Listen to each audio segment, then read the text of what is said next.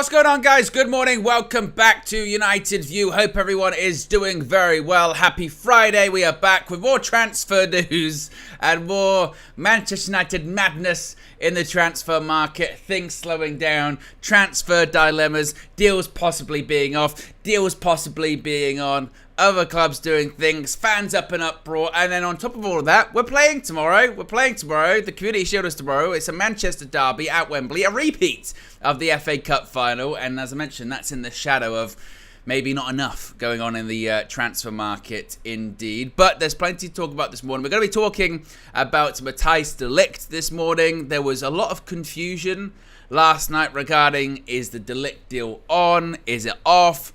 What's the latest going on with Jonathan Tah going to Bayern Munich? He's meant to be de Ligt's replacement. Then suddenly Bayern don't want him. They do want him. That's all kind of irrelevant to the pursuit of Matthijs de Ligt anyway. And then this morning, there's a situation where he's being investigated for hit and run, like legitimately. So we'll be chatting about all that. Paul Scholes has also had his say on Matthijs de Ligt, so we'll be chatting about that too. A little bit of an update on Sofyan Amrabat. Of course, Manchester United are in the target, in the situation, looking for midfield targets. They could circle back to Sofyan Amrabat. We'll be chatting about that and possibly other clubs that are interested in the Moroccan international. And also, David De Gea. David De Gea finally has a club. David De Gea is finally back in football. A little bit of an update on that one too. And anything else that happens whilst we're live. So be sure to smash a like on the like button. Be sure to subscribe, bottom right hand corner. You guys know what to do. I can see you all in the chat. V saying Todibo to West Ham. Yeah, there was hijack last night, wasn't there? There was hijack. With him going to West Ham. Looked like he was going to be going to Juventus. Then the technical director for West Ham flew out to France, got the deal done. I don't think it means anything regarding him going to West Ham. I think it's an obligation to buy next summer. So he's as good as bought, if I'm not mistaken, with that. So I know that because people thought, season-long loan, that means he's going to be signing for Manchester United next season. He's on loan, but it's a €40 million obligation and a sell-on clause. So they are going to buy him next summer. So it's not anything like that. But good signing from West Ham. Look, they're very, very busy in the transfer market, aren't they? They're very, very busy, very active. Just hope they've still got the money for Aaron Wan-Bissaka. You know when suddenly you see them do other deals and they're signing players for this amount, and you go, are they gonna have money left over, right? They're gonna have money in the budget still for that Aaron Wan-Bissaka one, right? That's what's gonna happen. Yes, hopefully, fingers crossed. So they're very, very busy indeed, and that's a big signing, indeed for West Ham. And look, I mean, it looks like he was going to be going to Juventus, but now he's going to the Premier League. But once again, just to stress, I know that people will go, he's going on loan. It means he's going to Manchester United.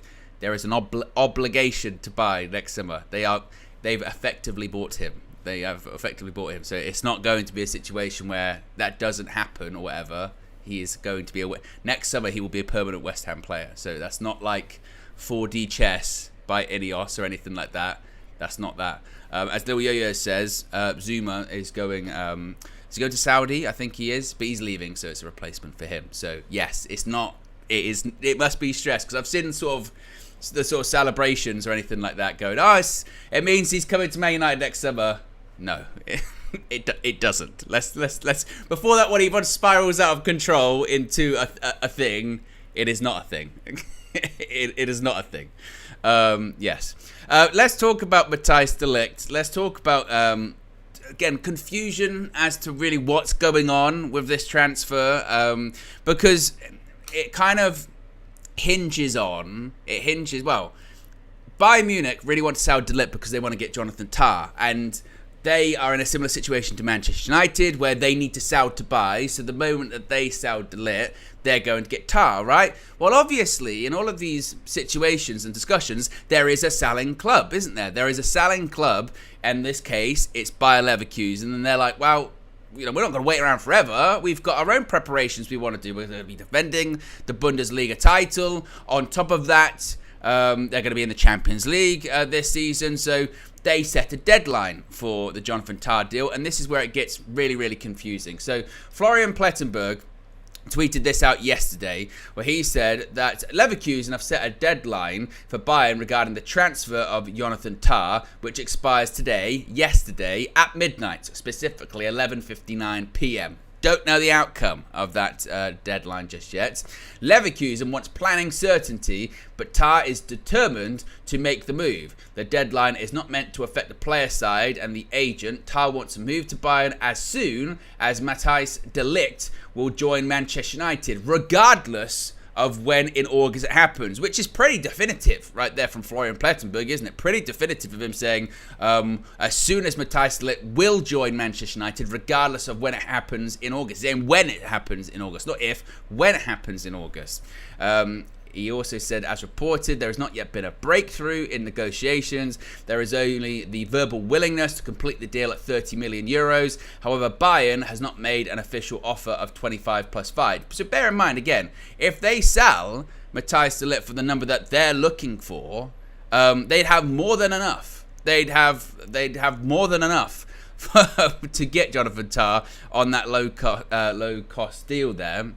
So that was that part of it. Again, we don't really know what the outcome of that deadline is. But then things started to get really weird, because you had German outlet Kicker yesterday going, Jonathan Tah will not join Bayern Munich. The club's bosses have made the decision, regardless of the potential sale of Matthijs de Ligt and the Leverkusen deadline, which typical sort of reactionary fans involved in this just read the top line with that. They read, Jonathan Tah will not join FC Bayern, and went, the deal's off!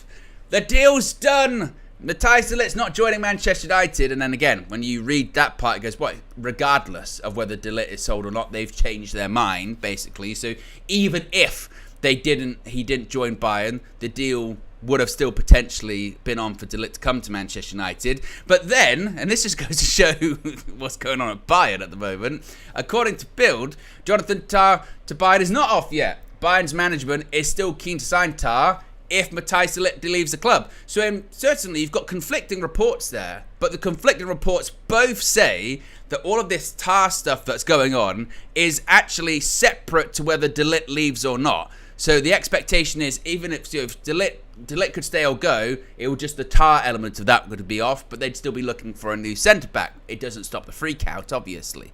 Now, this is a bit of a strange twist to this morning as well. I'm not sure how much it would have to do with a potential transfer, but I guess it's a complication.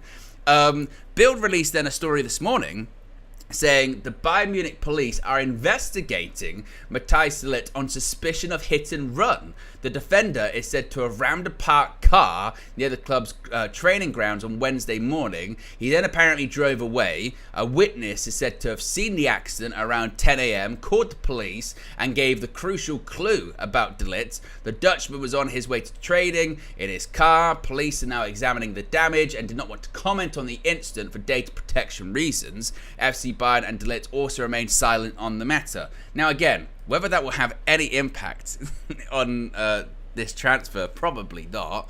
But again, it's just it's just an extra complicated. It's Manchester United, isn't it? I mean, Manchester United, of course, were involved in something that has this sort of other dilemma going on at Bayern Munich about setting deadlines, this, that, and the other. And the player we're going for, is this like a hit and run thing going on? It is just it's just madness, really, with all of that. And it must be said, it's not confirmed or anything like that. But again, it's just an extra bit on top of this story. And then you had Paul Scholes. He was on the fan debate. He was on the Overlap fan debate, and he spoke about de Ligt. And I did want to talk about this, because I don't think he's right on this one. He said, when talking about de Ligt, he has not played for them. That has to be a big concern for me, especially when Eric Dyer is playing in front of him. I'm not joking, though. That is a massive concern for me. When you're bringing in players for 40, 50 million pounds just because he played for him 3 or 4 years ago, Juventus got rid of him. He wasn't good enough for Juventus. He's obviously not been good enough at Bayern Munich, so he's coming to us at like a second-rate defender now. And I see that, and I think that is the problem with narratives, isn't it? That is the problem. That is, I mean, I hate to sort of criticise Paul Scholes and say lazy analysis, but that is just surface level. That is surface level stuff, because that is analysis from people that don't watch Bayern Munich. Now, I don't watch Bayern Munich every single week. I'm not going to profess that I do, but ultimately, if you do 60 seconds worth of research on it, you realise that is totally not true. Totally not true whatsoever. Because after Eric Dyer, for instance, after Eric Dyer joined Bayern Munich, Matthijs de Ligt was available for 23 out of the 28 games, right? 82%. And he started 20 of them, 87%. The reason Matthijs de Ligt left Juventus is because contract talks stalled after his best season, and they put a deal together, and he went to Bayern Munich. So again, this is the weird thing with this de Ligt one, isn't it? This is the weird thing with the de Ligt deal, is there are these weird narratives that have been brought up that just aren't factually accurate. He's always injured. Well, that's not true. You could say about Mazraoui, he's got a difficult fitness record. Fair enough. But you look at his fitness record, he's had two seasons where he had larger injuries. That can happen to any footballer. And apart from that, his injury record is just the same as everyone else. This idea, he's not been any good at Bayern Munich. He's not been good at Bayern Munich. That's why they want to get rid of him. And Bayern Munich fans doing a petition saying they want to keep him. With all of this stuff that was going on yesterday about, Jonathan Tah, blah, blah, blah. If you looked at and saw about the Bayern fans, they were all looking at it going, does this mean we get to keep de Ligt? Because I'd rather keep de Ligt. They don't want him to go. They won't want him to go. And again, it's just that kind of lazy analysis. And I know it's wild, isn't it? It's wild in those things, because obviously, who am I to say Paul Scholes is wrong? You know what I mean? But everyone's got an opinion, and he's absolutely justified in having his opinion. But again, I think it's just lazy analysis. Now, other things he said about Manchester United coming up in the season, fair enough. But in those kind of things, that's why you have to be careful with this kind of thing, because I see this quite a lot with players that we don't watch every single week, teams we don't watch every single week. We just look surface level, and we have this sort of state of paranoia where we're going, well, if Bayern wanted to get rid of him, he must be terrible. We should stay away from it. And this idea of, well, Eric Dyer was playing all the time, so I don't know what that says about it. Well, Matthijs de Ligt was playing with him. When they played in the Champions League against Arsenal, Matthijs de Ligt was playing in those games. But people don't want to bring that up because it doesn't fit. It doesn't fit into that narrative.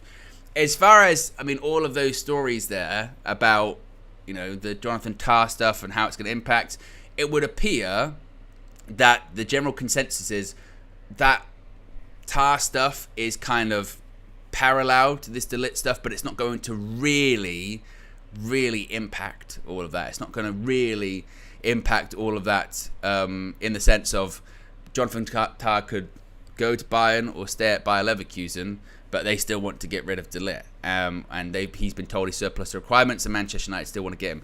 I'm still of the mindset that we still will end up getting him. Don't think it's going to be anytime soon. I think it's quite significant that Florian Plettenberg is saying, when he joins Manchester United in August. I think that you would hopefully think that to be honest, it would hopefully be sort of music to Manchester United's ears, hearing all of that stuff going, well, eventually Bayern will want to do their business, and maybe the price will come down for de Ligt, and maybe we can do that deal. I'm of the mindset I still don't think that the price tag they've put on him is particularly all that outrageous. And when was it, £42 million? £42 million for Matthijs de Ligt when he's 25, 26? I think it's pretty good. I think is pretty good business. So I still think that this one will happen, but like at everything, things have slowed down to a bit of a snail's pace, haven't they? So we shall see indeed how it plays out. But again, with the Scholes stuff, I'm still like. I think that's sort of quite lazy analysis, in all honesty. Again, he's right to have his opinion. I'm not saying that he's not allowed to think like that or whatever, but it's just it's just not factually accurate. Put it that way. If he said that he doesn't think Matthijs de Ligt is a good player. Fair enough. Fair enough. You can't. That's a personal kind of. I've given them the eye test or whatever, and you know what? I don't think it'll work out. Fair enough. But if it's like, well, he never plays at Bayern Munich, but that's not true. Or Eric Dyer's playing ahead of him. He's playing alongside Eric Dyer. That's just not factually accurate, is it? That's not necessarily factually. Or Juventus didn't want him again. That's not factually. That isn't what happened. On the surface level, it might look like that. You might perceive that to be the case. That's like saying with every transfer, oh, that club didn't want him. Why? Well, because he left. Well, that's not necessarily the case. What's the actual story then? We sold Cristiano Ronaldo to Real Madrid. That means we didn't want him, obviously. Well, no. That's not what happened, So it's always important to get, I think, the full context of those kind of things, isn't it? And if you speak to the Bayern fans, they would want him to stay. And this idea of, he's just sitting on the bench all of last season is just not accurate. Super chat here from Amanor says, but I rate Scholes, at least he speaks his mind. Obvious. Again, it's not. Don't confuse it as he's not allowed to have an opinion on a player or on a deal or anything like that. It's more just at least try and base on things that are accurate. That's it. You know what I mean? That's it. So that's the case. John Hyde says Ronnie pushed for the move, Owen. That's my point. That's my point. Every player that's sold isn't the player doesn't want him. That's my point I'm making. So the fact that de Ligt was sold from Juventus to Bayern isn't necessarily totally. Juventus didn't want him. They just wanted to move him on. That's all that it was. No, that's the point I've tried to make. And the thing of Eric Dyer, and this is also the mad thing with the Eric Dyer situation. Is they're like, Eric Dyer was playing ahead of him, whatever, which again isn't totally accurate. And then but people were criticising Thomas Tuchel for that last season, saying he shouldn't be doing that. He's got better defenders. So what's going on? So where's Don Robbie again? Where is he? Wait a minute. Wait. We're going, Eric Dyer was playing ahead of him last season. 3 or 4 months ago, we're going, why is Eric Dyer playing ahead? That's a stupid decision. He's not good enough. He wasn't good enough for Spurs. Why should he be playing there? It's like... But, okay. That's it's what it is. It's what it is. What else are people saying here in the chat? Shape says, Owen, stop acting like you're an authority on transfer dealings. You're pontificating like the rest of us. Well, just it's all about opinions. Paul Scholes is more than allowed to have his. I say that I disagree with that decision because I think that some of the things that he's saying there just aren't accurate. Again, if he wanted to say that he doesn't rate him as a player, or he says again he doesn't think he'll fit into the system, or he's got concerns about Ten Hag bringing in players that he's worked with in the past, I think that's fair game. I think that's really fair game. But I think when you say things like, Eric Dyer's playing ahead of him, and Juventus didn't want him, I think again it's important in that regard to again have the facts there, have the actual facts there of going, was that actually what happened, as opposed to just giving the general opinion on the player itself, But there you go. Stephen Ireland's grandmother, what a name that is, says, let's concede de Ligt is a top-class player. He wanted to leave Ajax, Juventus, and Bayern. How confident are you that he'd stay at Bayern United long-term? Well, it depends, doesn't it? It depends. I can't guarantee that he'd stay at United long-term. Most players at United do because they get given shitty contracts and we can't ever get rid of them, regardless of if they want to leave. Lord knows it would be good if we actually had players that wanted to leave at Manchester United. That would be good, wouldn't it? We might be able to sell some players. But I think, again, it's important to look at these situations. Ajax, he wanted to leave because everyone eventually moves on from Ajax. The Juventus one, once again, was because contract talks stalled. And this Bayern one, he's been told he's surplus to requirements. So it's again, there's context involved in all of these situations. With a lot nowadays, you're lucky if a player stays at a club 10 years or anything like that. You would hope if he signs, he'd probably be given a 5-year contract, because that's how it works nowadays in football. He probably, hopefully, would see out that contract. 5 years for a centre back at a club, that's not bad going, is it? 5 years is a long time in football. So I wouldn't have necessarily any concerns about if he would be willing to stay at United long term. And by the way, if he didn't, then get rid of him. This is the thing I've been saying about every player. If there's a player at Manchester United that doesn't want to be there, then they should get rid of him.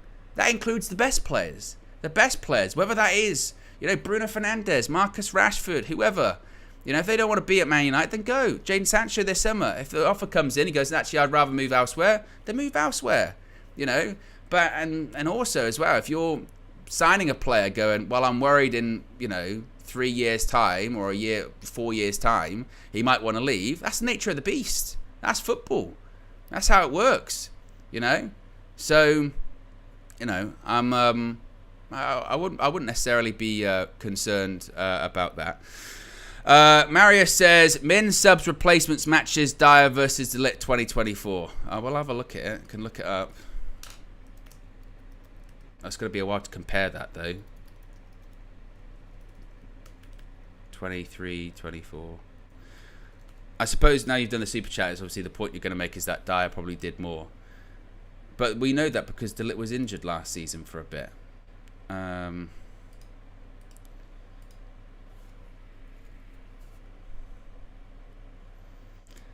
So he played 30 times in all comps. 30 times in all comps. He was...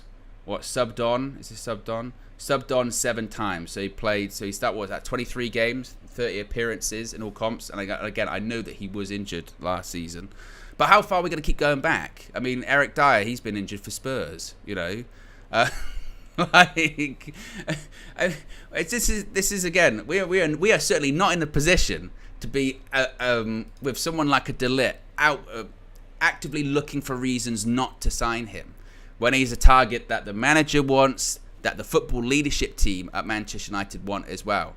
I think that at this stage, we need signings, we need centre-backs, and particularly as well, the hope would be, this would be the hope, wouldn't it, is that when Lenny Yoro is fit, is he going to be playing every single game? Perhaps not.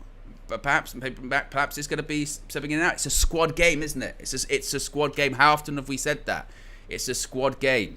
You need all of these players. You need a strength in depth, and the strength in depth actually has to be good, doesn't it?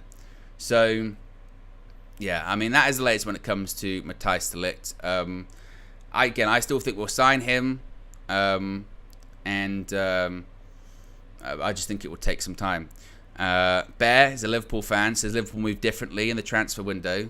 You still technically haven't signed anyone yet, by the way, as well. That was the other thing. That was all actually quite mad, I thought, is seeing sort of United fans try and suggest that Liverpool were I'll tell you what, Liverpool have done great in this window in comparison to United, when technically haven't signed anyone yet. I mean, they might sign Zubimendi. Obviously, we were superficially linked to him, but even that, we'll see what happens with the Zubimendi one. I think they said they're confident he'll go. They'll have to work out a fee, of course. We can't afford that fee. Got a release clause, 60 million euros, I think it is, isn't it? And it has to be paid in full. We can't do that.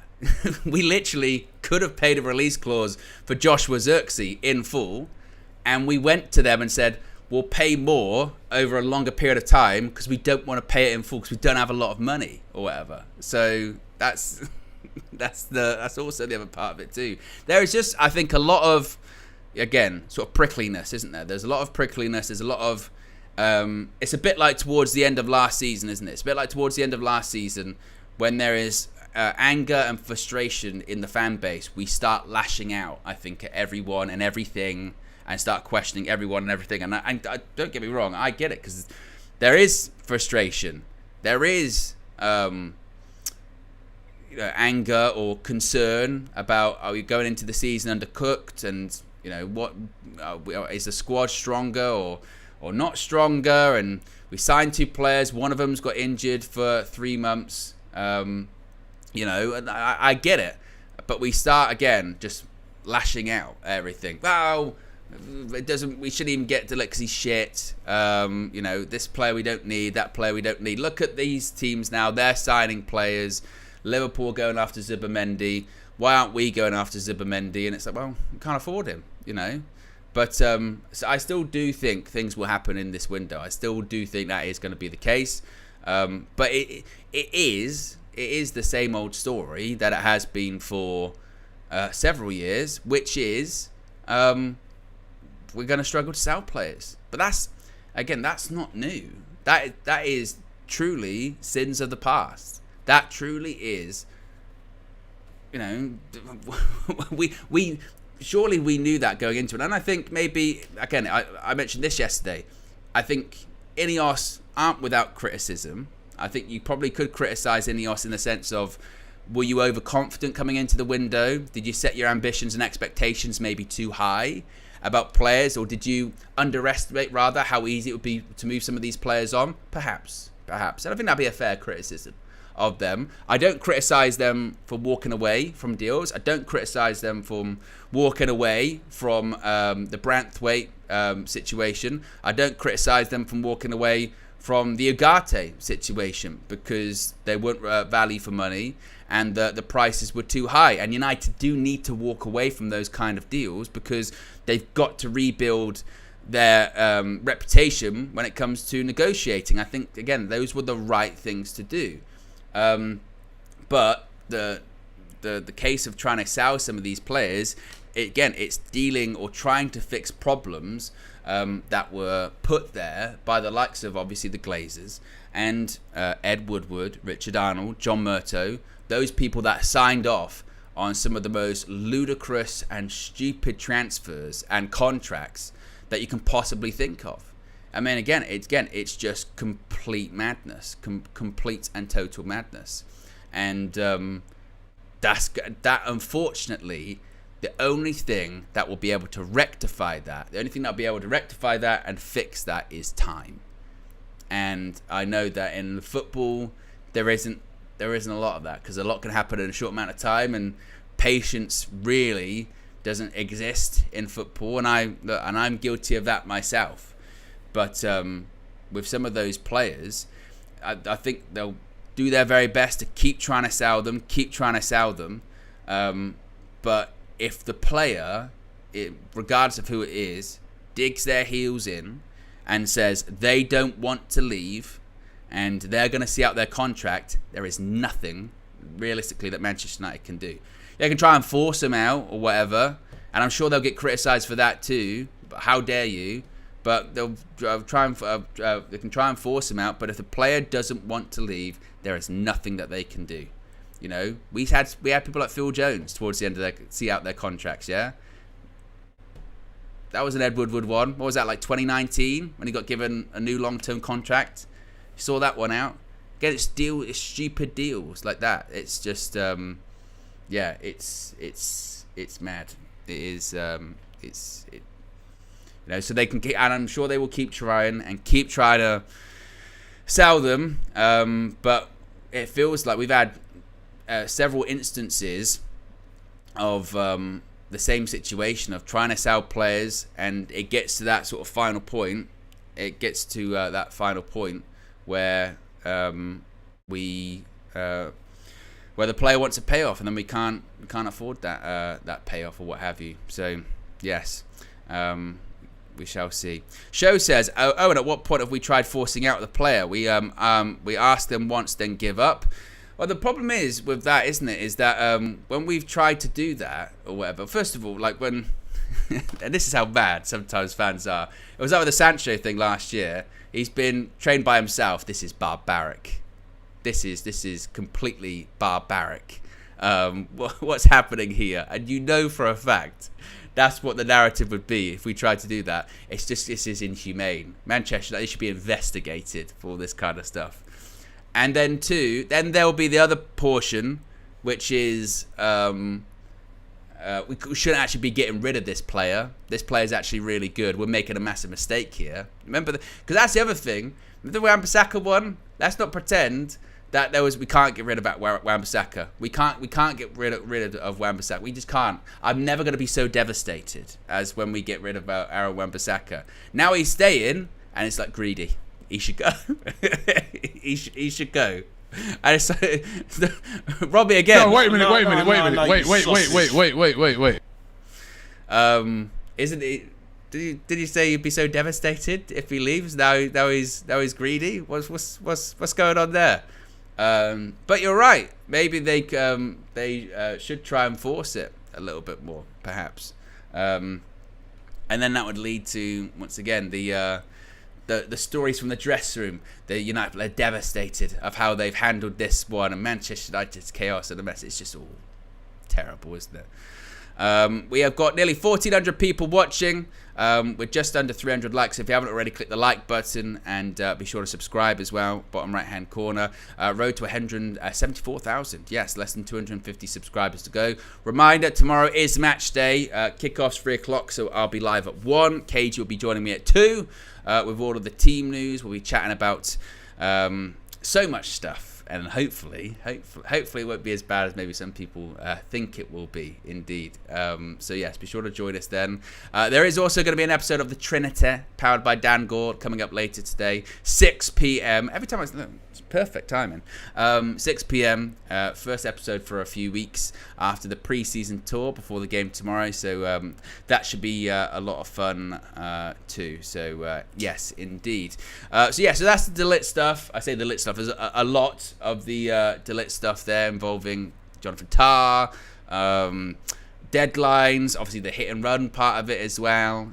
So yes, that's all encased in that. And if you have just joined us, because I've just seen that some stuff of that in the chat going, there's more Ligt stuff with the hit and run stuff. We've already spoken about it. Go back and watch it. That's the part of all of that. Right, let's a little bit about Sofyan Amrabat. Now, Amrabat still continues to be linked to Manchester United, but as of the moment, he's still a Fiorentina player.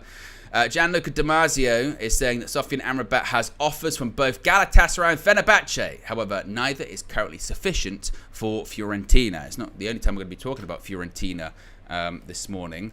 But there was a bit of confusion with this as well. There has been for a few weeks. If you go to Manchester United's website or you go on the app, there's a picture of Amrabat in the new kit, and it's still on there. And people are like, this is a sign. This is cryptic that he's still listed as an active player and he's in the new kit. See, he's still going to be a Man United player. And it was reported yesterday that it's not a new picture or anything like that. There's kind of sort of two scenarios, isn't there, really? There's one, when they were doing the kit pictures right at the end of the season, he was there, so they took a picture of him in the kit. Or two, Photoshop's a real thing, isn't it? You can make people appear in shirts that they've never worn in their life. Just go check out Fabrizio Romano's Twitter feed. So it's certainly not a sign or a hint or anything like that there is a deal, an impending deal for him or anything like that. Do I think you can rule out the possibility of him coming back? No, I don't. I don't think you can rule out that possibility because, one, as I've said many times in this transfer window, anything is possible. And two, that the midfield situation is still massively up in the air, isn't it? It does feel like there have been more rumblings about Sander Berg, about possibly that happening because the price might be lower. And that is a funny one, isn't it? Because obviously the initial reaction to that is, we're signing him from Burnley. That means he's rubbish, he's terrible. And then you look into some of the stats for him, and in some of the stats in certain metrics, and this is why I always say be careful with stats, because you can pick any one, any stat you want to really, make whatever argument you want to make.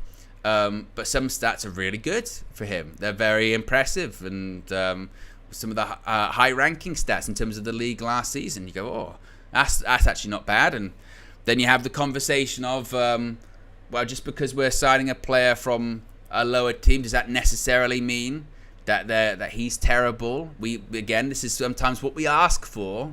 Goes back to, what do we really actually want? Because we talk out both sides of our mouth, don't we? We talk out both sides of our mouth sometimes when we go, why are we always going for players from big clubs and big teams? Why don't we find players from lesser known teams and smaller teams and build them up and develop these players? Why don't we do that? Then we get linked to those players and we go, absolutely no way, they're shit. We cannot do that.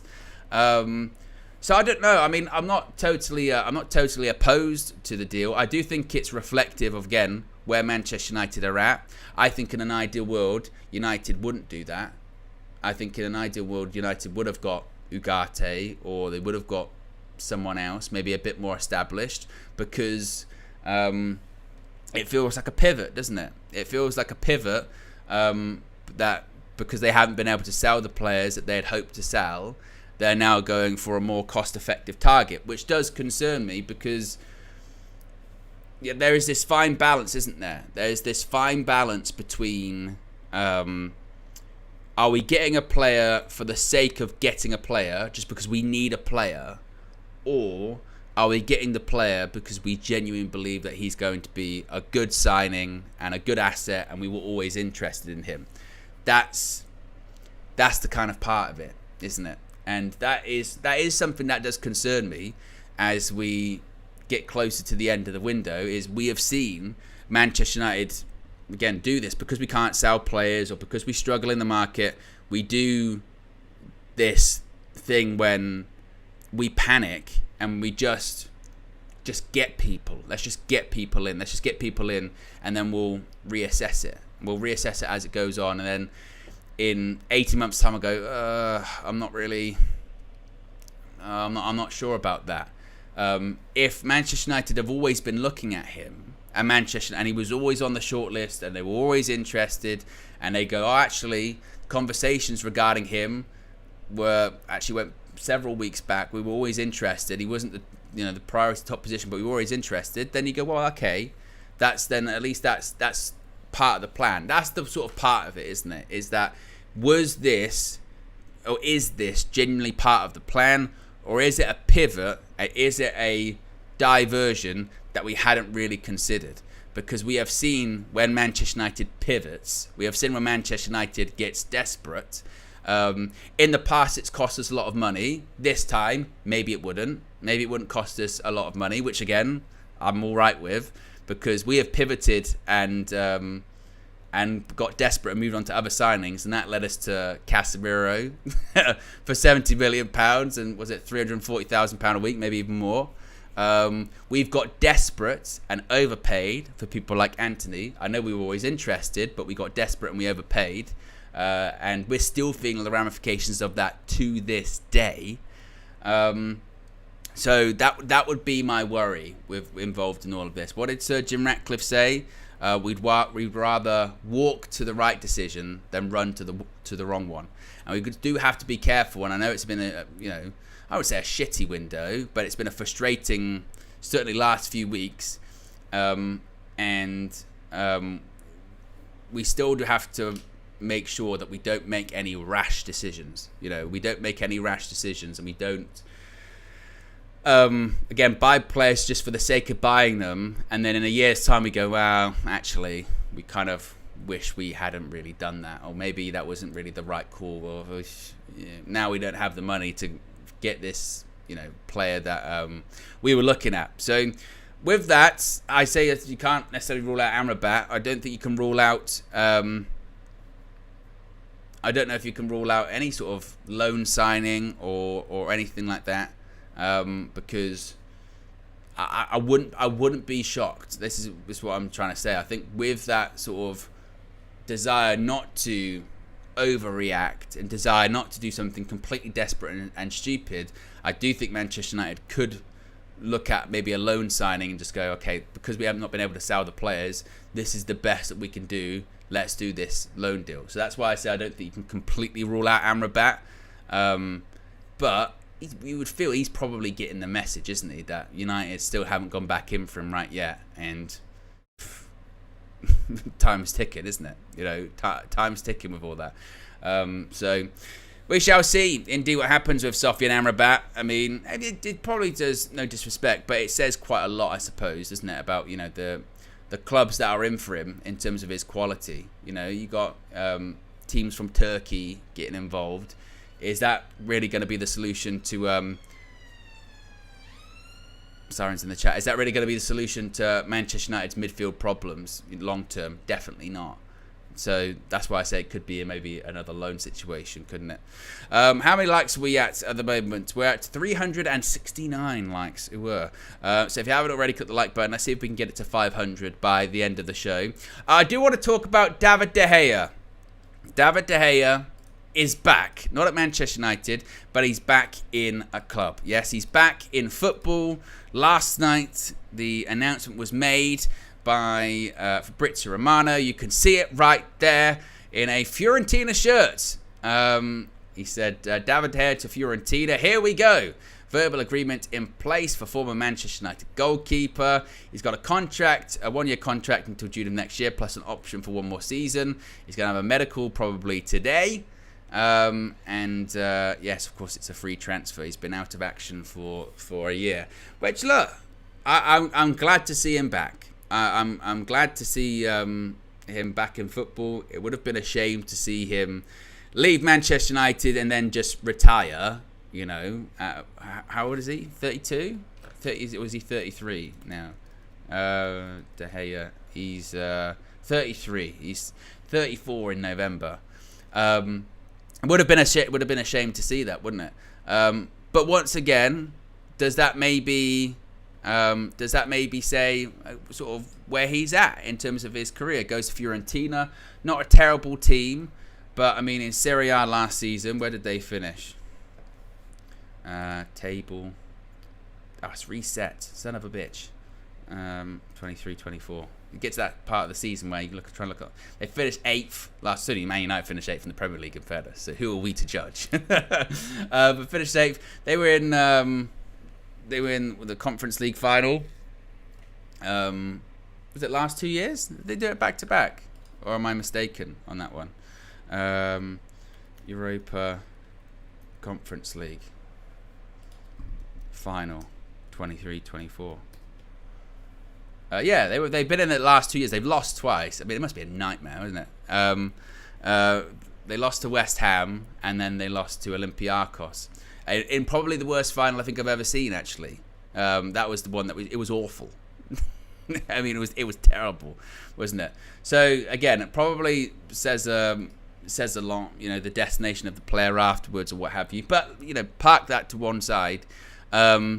It's good. It's just good to see him back in football, isn't it? It's good to see him back in football, and hopefully he does well. As far as that leading into the conversation about Andre Onana, his replacement. Look, at the end of pre-season against Liverpool, he had a stinker. I mean, a stinker that day, and I think that I don't know if you saw his. I don't know when he did it. I think he did this interview on tour with a bunch of people. And he said, well, be prepared, basically. Be prepared, because we're taking more risks this season. I'm going to be taking more risks. This is what it's going to be. And you know what? I hope with Andre Onana that we do see more of his distribution, because from what we've seen thus far, it's not been great, has it? I mean, again, that Liverpool game, his distribution was horrible. He was doing long kicks just down the middle of the pitch. I mean, David De Gea can do that, But hopefully we see more of the of his distribution. This is the thing with Onana. At this point, we know what we've got, don't we?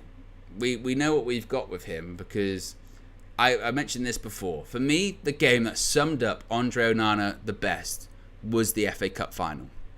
That was the game that, if you wanted to say, pick a game that sums up Andre Onana, I'd say go watch the FA Cup final. That sums him up.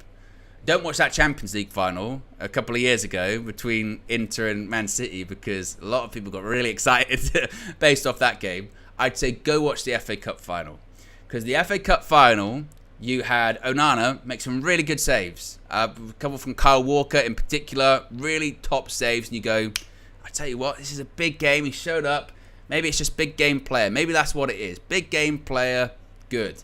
Obviously, Ligt was at the back. You looked more comfortable playing out from the back because Ligt was there. You go, okay, great. And then, mistake. Doku scores. And that's Andre Onana. You never know when that mistake is coming. It is there. It is always going to be there. It doesn't help. I mean, it's kind of, this is what football is in 2024, isn't it? But it doesn't help that shot stopping is not maybe his strongest strength. And we faced last season a shitload of shots. Not ideal. If he was in a team like a Man City, I think he would actually thrive quite well in that team, because don't face as many shots, playing out from the back. Teams don't even really bother to try and press them because there's no point, because they'll just pass out. He'd probably do okay in that team. But Manchester United ain't that team.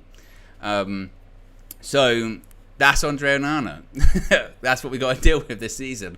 I would hope that the Andre Onana that we saw, when was it? Like September to sort of October, early November. I hope that doesn't happen again.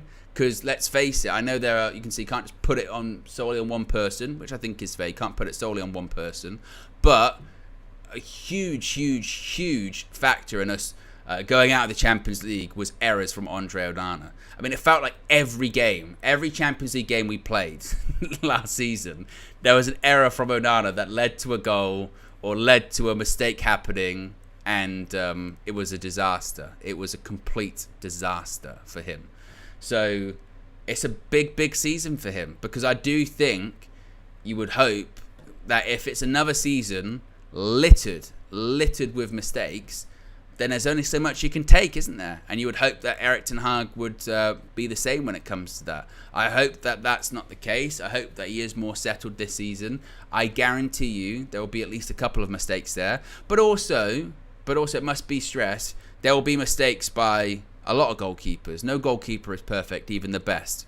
They're just more consistent, more reliable.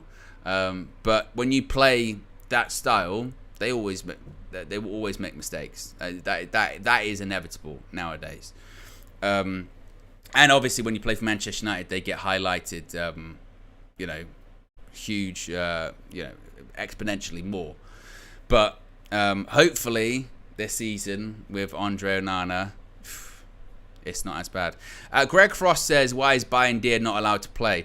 Well, to be honest, with Bayern Dia, I don't know if you saw him play for Turkey in the Euros. He is not the backup to be thrown in there. I don't think at all. I'm going to be completely transparent. I don't rate Bayern Dia at all. Now that I've seen him play a few times, no, he's genuinely worse than Andre Onana. Like, no good. No good at all. He played again. Wasn't his fault for that goal at the Euros when the player passed it back. That wasn't that much on him. But he's not that. No, he's not. He's not. We are well past the days of having Romero as the number 2. When it was like, oh, he's great, we can bring him in. Oh, remember those days? Bring in Sergio Romero, fantastic. Not Bayern Dia is not that, not at all. No. So yeah, I don't know what it is with this. Is another thing nowadays where, because it was kind of the same like when Dubravka was here, and people are like, oh yeah, put Dubravka in goal, and you saw him towards the end of last season with Newcastle. He's not good. Like, I don't know what it is of backup goalkeepers. They're terrible. Like, there are some, I genuinely watch sometimes professional football, and I'll see like a backup goalkeeper, and I get that sometimes it's a rhythm thing and all that kind of stuff. But like sometimes you watch some backup goalkeepers play, you're like, how on earth did you make it? Like, professionally, good lord. Like, I remember there was one. Was at Liverpool? Was it Brad Jones? I remember watching him, and I was like, good grief! How on earth did you become a professional footballer? That is mad. just awful. Yeah. Lil Yo says Marcel has blood on his hand for that. I still, to this day, I'm convinced that his Dubravka take was purely based on he just didn't like David De Gea. So that meant Dubravka was great. And it was like, he is not. He is not. And then I think he played, was it a Carabao Cup game? And I think his kicking was a bit dodgy. And then he was like, I think he got a dead leg in the warm-up. Completely straight-faced. I think he got a dead leg in the warm-up. That's why, with Dubravka.